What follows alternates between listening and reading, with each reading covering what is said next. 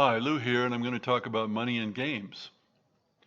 In this particular situation, about um, how sometimes the game industry, and this includes the video game industry especially, focuses more on money than on good games.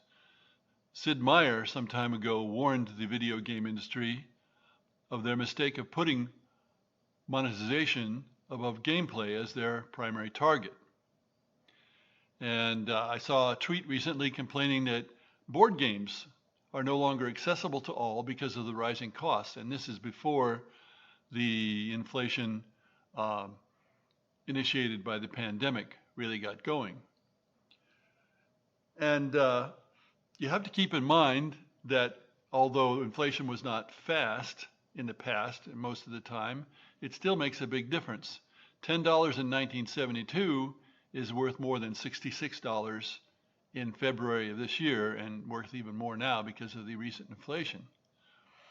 $10 in 1982 was nearly 30 in February.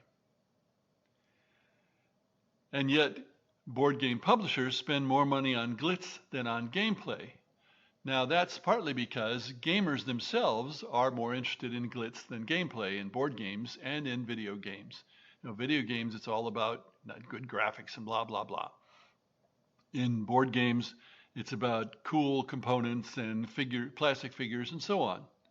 I mean, even the latest issue of my game Britannia had plastic figures in it. I was finally convinced that it would have to be, because that's what people are looking for, even though plastic figures are not as clear as cardboard figures.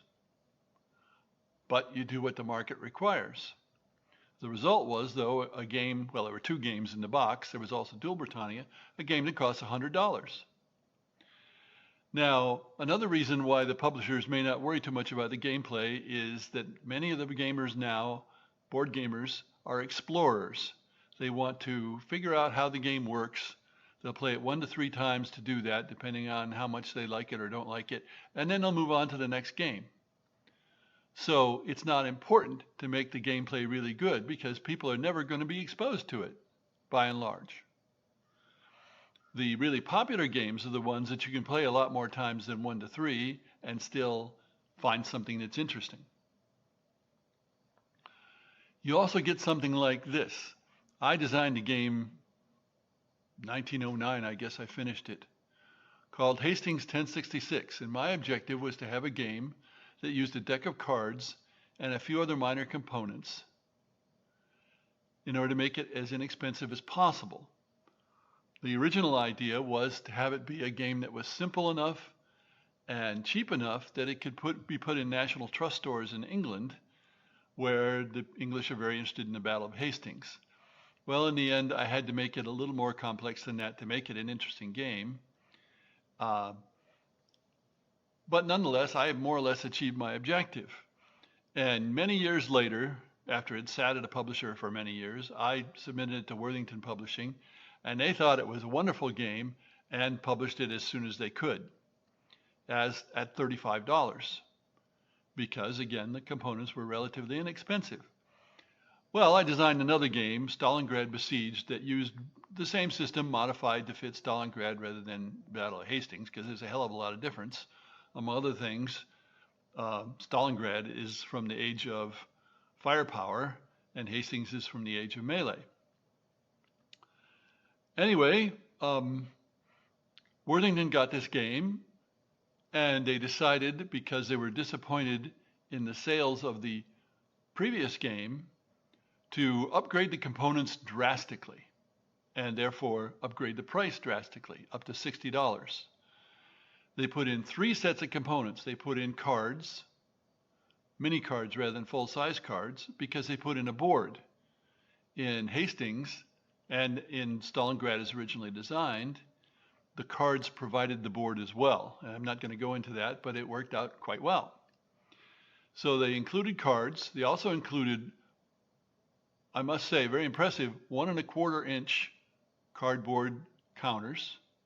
And they included blocks with stickers so that you could play with blocks, even though most of the time the units are revealed. Sometimes they're face down and you can't see what they are. Again, they sold that for $60. They could have made it and sold it for $35. They're happier with the $60 game. And that may partly be the reflection of their clientele. I was told that their clientele is older and has plenty of money and is willing to pay extra for nicer components. Okay, that's what they did. But from the point of view of focusing on monetization above gameplay, that's what they did. This is yet another of many reasons why the saying, you get what you pay for, is bull. It doesn't make any sense at all.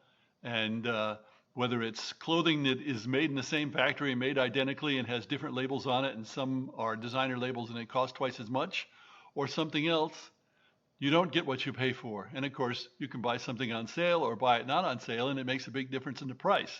But you get the same thing. Anyway, Sid Meier has a point.